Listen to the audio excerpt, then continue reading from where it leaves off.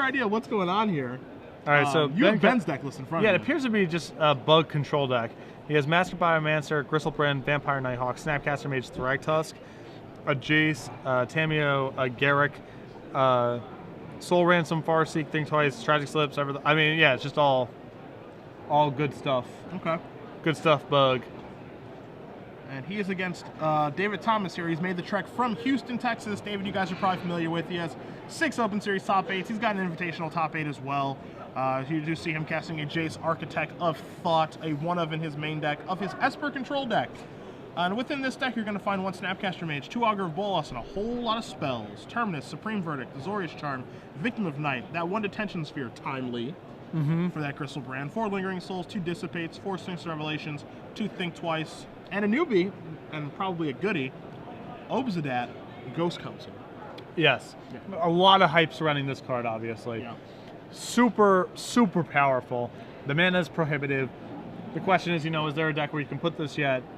But there's no doubt about the power level of the card. Yeah. Through the roof. And he's got a couple Planeswalkers, that Jace Architect of Thought you guys did see him cast, Jace Memory Adept, Liliana of the Veil, and Sorin, Lord of Innistrad. And what you guys did see as well while we were going over these decks is David Thomas up a game, as Ben did concede. Pat, I know you have Ben's deck list in front of you. He's against an Esper control deck that has a lot of permissions, some Planeswalkers, and we're not sure if he saw SCGATL or not, but what can help him? He has 3 copies of Duress, 2 copies of Underworld Connections, and Elixir of Mortality. I don't know if we're on an actual Catacomb plan. Yeah, we've got 3 and 5. Drown Yard Parent. 3 Drown Yards here. 2 copies of Liliana, which are probably not their best here. The Duresses, he has a singleton Vraska the Unseen. Okay. Seems good to me here. And just the extra card drawing and a little bit of protection against getting milled out in Elixir. Okay. Taking a look at David's sideboard, again, he is up a game here. He's got that 4th and 5 Drown Yard in the sideboard. 2 copies of Deadweight, a Liliana of the Veil in his sideboard to go along with the one that's in his main deck. 2 copies of Dispel, 2 copies of Negate, 2 copies of Dissipate, 2 more additional copies of Supreme Verdict in his sideboard to go along with 2 copies of Rest in Peace and additional Jace Memory Adept. We obviously walked into that game and looked like it did go a little while there. So it'll be interesting to see exactly what he wants to move in and move out. We have the benefit of having the information here. It doesn't look like David's Wrath effects are very good. No, not really. As Ben doesn't have a ton of creatures, and some of his creatures are, Thragtusk.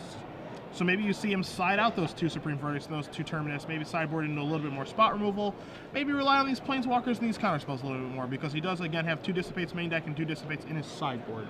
Yeah, it's funny, normally these control matchups are just, we all kind of have the same stuff, and we can play the game at the same pace, but when the other deck has Gristlebrand in it, you're on a ton of pressure to do something, because it doesn't even matter if you answer it with a sweeper or even a removal spell on the spot.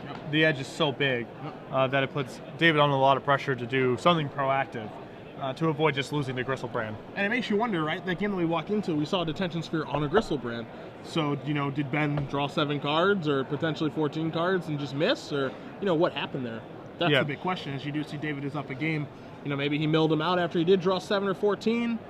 Not quite sure, but you did see Ben concede relatively quickly after we did join the game, and you did see, again, that Gristlebrand being taken care of. So, well, Ben's deck seems not terribly well set up for something like Esper Game 1 because he has so much spot removal in this deck. Sure. His deck seems much more dedicated to beating just attacking decks. It's very possible that's where you want to be in this metagame, but certainly I believe it's something of a disadvantage here against David. Game 1, he's got Tragic Slips, Sever the Bloodlines, Abrupt Decays. He's got Rancor, which I'm sure he's trying to pair with things like Thragtusk and Vampire Nighthawk. That stuff, again, can be good against attacking decks, but less so here. And one thing that's kind of interesting, you do see David basically taking the challenge this weekend, playing a control deck, something that we discussed a little bit earlier in the broadcast. That is something that's difficult to do, and his numbers in his deck reflect that. You see 2 Terminus, you see 2 Supreme Verdict, you see 1 Detention Sphere, a couple Dissipate here, 1 of each of his Planeswalkers, because again, when you're in an open format with all these new cards coming in, you're not really sure what the best answers are to the questions that people are presenting, let alone you're not really quite sure what the questions people are going to be presenting are in the first place. Yeah, the only thing in his deck that approaches, hey, I have an opinion on what's going to be going on here, is Victim of Night. Everything else is just doesn't really matter what the threats are; they are all answers. Yeah. So we do see both players looking at their opening 7. Ben's going to take a mulligan. David organizing his hand. He looks happy. So Ben is going to be starting with at least 6 cards this game. I think, for week 1, something that we do keep saying, for week 1 here, I think this is what a control deck probably has to look like, right? Yeah. Just as far as, a lot of diversity between the threats. I think, again, you said he's pretty confident in Victim of Night. He also seems very confident in Obsidian Ghost Council as being like his way to probably go about ending games.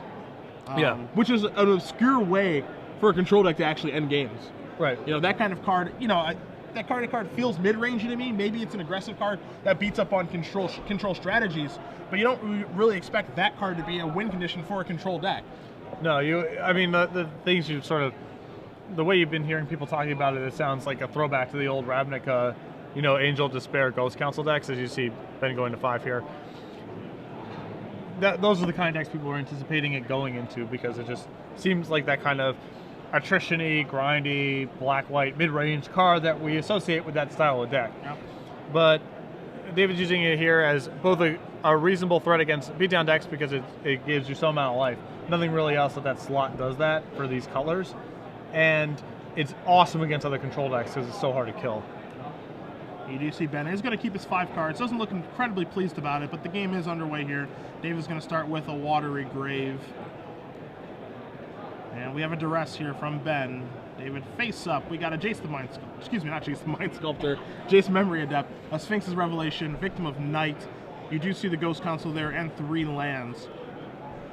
An Isolated Chapel, Drowned Catacomb, and additional Water Grave. Jace is going to bite the dust here. We'll see if Ben has a second land or not.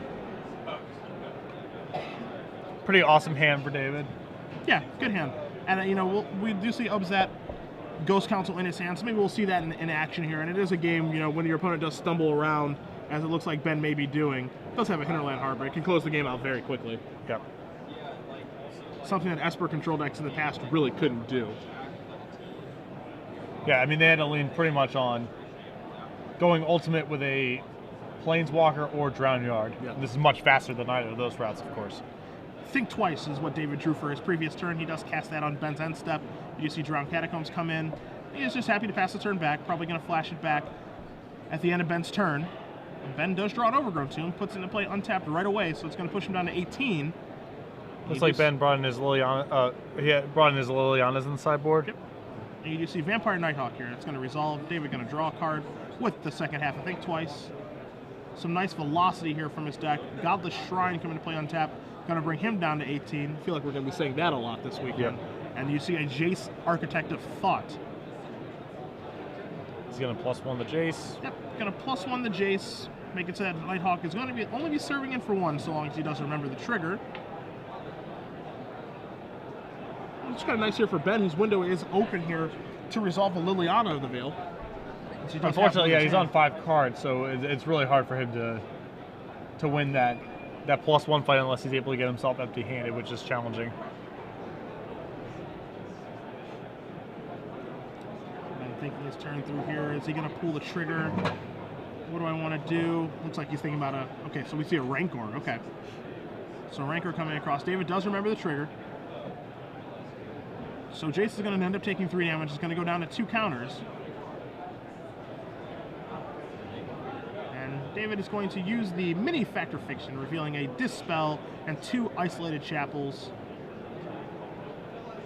Depending on how many lands David does have in his hand. Ben having David make the decision on, do you want the counterspell or do you want the lands? Yeah, I think David has a bunch of lands in hand and is close to discarding, so he's happy to just... Defy Drown Yard followed up with a Obsidian Ghost Council, the newbie. A lot of people compare this card. Obviously when you think of a Ghost Council, you think of the old Ghost Council, and this is not that. No, this is a very different card. Yes. And as you did see, it did get slid out there by David. It is hiding right now. Good flavor on that card. Oh, it's sweet. Yeah, so totally, it's really sweet. Sweet design. Think Twice here from Ben. Trying to find the land drop here. But the Ghost Council is back. A little bit of another life swing here. And now it will have haste. It can come across. And this is the kind of card to me, Patrick, is you are going to see Ghost Council probably come across here for 5, and David do some more things on his turn. You know, this is a scary card. Because it is so powerful, and you can easily see this card kind of like old Ghost Council did previously. You know, the old Ghost Council, as different as these cards are, excuse me, that was a card that could dominate a game. Yeah. And I think this is kind of in the same fashion. This can dominate a game by itself. Like, yeah, we're learning a lot about seeing this card play right now. Ben can't even really stick a Planeswalker because the Planeswalker just dies immediately. You know what I mean? Like, the answers that he can have for this card are so narrow that it's really challenging for him to win from here, even if David does very little for the remainder of the game. Yeah. Just spinning it in and out, up and down and all around. And, you know, can you stop this you know, 5-power attacker plus these life swings that are happening every turn? That's very difficult to do. As we do see Ben resolve a Farseek, David is going to hit him with the Defy Drown Yard, hitting a Jace, a Woodland Cemetery, and a Breeding Pool. And you are going to see Ghost Council come back now. Drain 2, gain 2. David going to take a draw step. And, you know, this is basically Ghost Council, you know, doing its thing here, Patrick, has actually caused Ben to hold back with the Nighthawk that has a Rancor on it, which would normally be, you know, pretty good. Yeah, not a bad threat. Yeah. And so the Nighthawk does jump in front here. It's going to gain Ben some life. The Rancor is going to come back to his hand, and David is completely fine with that trade. Maybe that means that he has another Ghost Council living here. Well, you're actually just going to see a Sorin, Lord of Innistrad. One of those cards, you know, we discussed cards that were kind of on the back burner previously that might start to be good again. You know, with Godless Shrine being in the format now, and, you know, we do have Intangible Virtue, we do have Lingering Souls, and those cards are actually easier to cast. Maybe this starts to come back? Yeah, I mean, we've seen Sorin before in Nick Spagnuolo's Planeswalker control build, which this deck is clearly inspired by in some respects. But yeah, I think certainly Godless Shrine and just more, more consistent mana, and a card like Ghost Council just to add raw power to the deck might be enough to make Sorin a real thing. As you are going to see another Vampire Nighthawk here from Ben. Puts a Rancor on it again, so same show that we did see previously. David's going to start kicking up that Sorin. Vampires are coming into play now, and David again does have a pretty full hand here. You do see a Dissipate in his hand. He also does have a Terminus. You know, just needs to use his life total as a resource here, maybe protect his Sorin the best that he can. But basically, I'd say in the driver's seat right now. Oh, he's very, very far ahead on mana and cards and board presence. He has Revelations in his hand and in his deck, which Ben does not. And so just very, overall, very challenging scenario for Ben to try to slog his way through. So you do see Ben going to cast a Liliana of the Veil here in the second main phase. This is a pretty anemic Liliana with, the Edicts getting a token and Ben having all those cards in hand. It looks like Dave's just going to dissipate this. Yeah, David cares enough about it that he's going to get rid of it.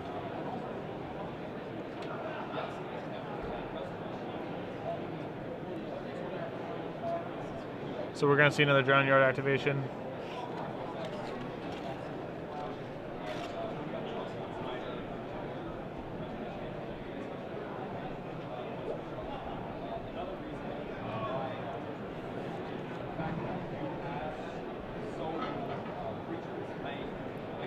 Getting those tokens cleared up there. David across for 2. And just passes back.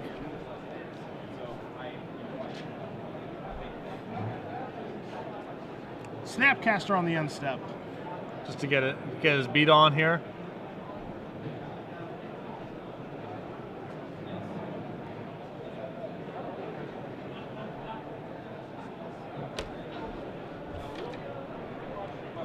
Alright, Sorin. Alright, jump in front of that. Happy there. Yep, Sorin down. Sorin gonna bite the dust, I believe. I think that thing's finished off, right? Yep. Okay.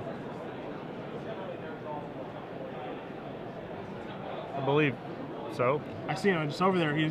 Sorin, he has no dice. Yeah, there we go. They were saying, you can't stop the Lord of Innistrad. You can only hope to contain him. Yeah, he's like a vampire or something, so you can't kill him. Yeah. We are going to see a Thragtusk here in the second main phase for Ben. Ben left with just one card in his hand.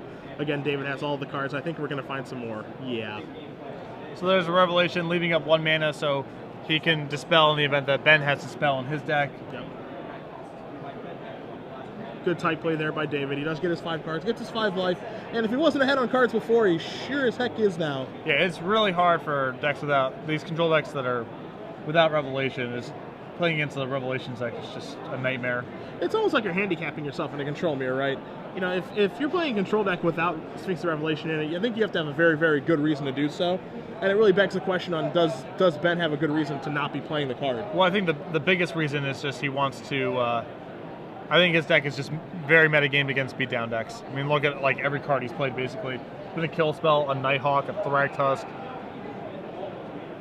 As you are going to see Supreme Verdict take care of the creatures. Thragtusk is going to make the Beast token. Rancor does come back to Ben's hand. And we'll get a Beast token into play for you guys in just a moment. Duress. David is going to Victim of Night take care of the Beast token. Duress is going to resolve. You're going to see a hand of a couple Victim of Nights, a Terminus, at least 1 Snapcaster Mage, and a Dispel to go along with another Thalia Drown Yard. So just a removal heavy hand right now. Yep. Duress, not really having a great target right now. You know, Dispel is the more unique of them, but with Snapcaster Mage, doesn't really matter what you take here. Yeah. David's hand, a little sought to Planeswalkers. We'll see if Ben has a big follow-up. Is there a Liliana looming? There is. Okay. All right. A little bit of fight here. Discard a Victim of Night. Ben discards his last card, which is a Rancor. Passes the turn back. Going to try to ride Liliana into victory here. Gonna be really rough when next turn it could be Snapcaster for Revelation. Oh, we're just gonna fire it off. Yeah, you're just gonna see David Snapcaster now. You know, I guess we're just on a Drown Yard plan at this point. Yeah, you know, probably just try to get better control of that. Yep, knock the Liliana Veil down to 2. Put David in the position. Put Ben in the position of do you want to edict this to get rid of it, or do you want to plus it? You know, keep yourself card locked. And he is just gonna plus it. David's going to discard an Isolated Chapel. We're going to see Think Twice here from Ben. He's just going to pass the turn back. And yeah, we're going to see some Drown Yarding here. David Thomas doing his best Reed Duke impersonation. Yep, just drowning. An apprentice.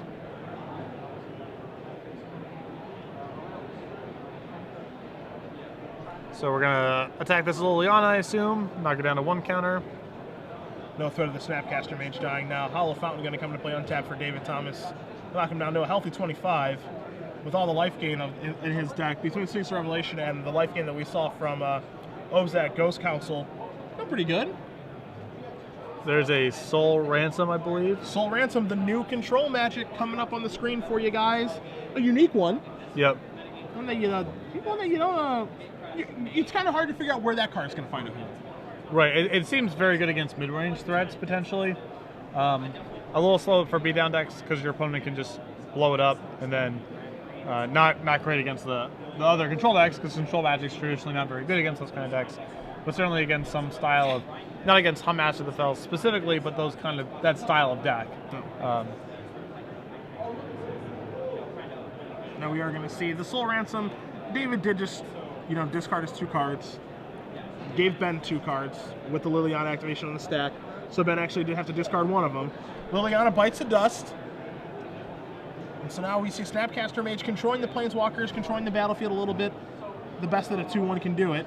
Is we're going to see Garrett Primal Hunter negate the last card for David. Yep. And even if he had not drawn negate, I think the Drown Yards probably would have outraced. Yeah, probably do outrace the Garrick there. Yeah. With David at 27. The Garrick, it is going to be able to make a 3/3 each turn, but drawing cards with the Drown Yards in play with the Garrick, it's basically a Drown Yard activation there. Yep. So it's a bit risky. You're going to see Willen Cemetery come into play, and Ben with a bit of a frown on his face. Drown Yard's never a fun way to go. No. The blue burnouts. Yeah. The old blue fireball. It's not as painful as Millstone, but it's close.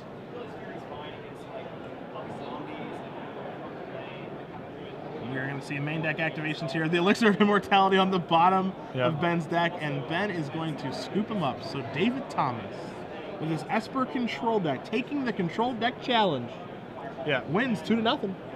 And his deck, like we said, a lot more smooth, streamlined.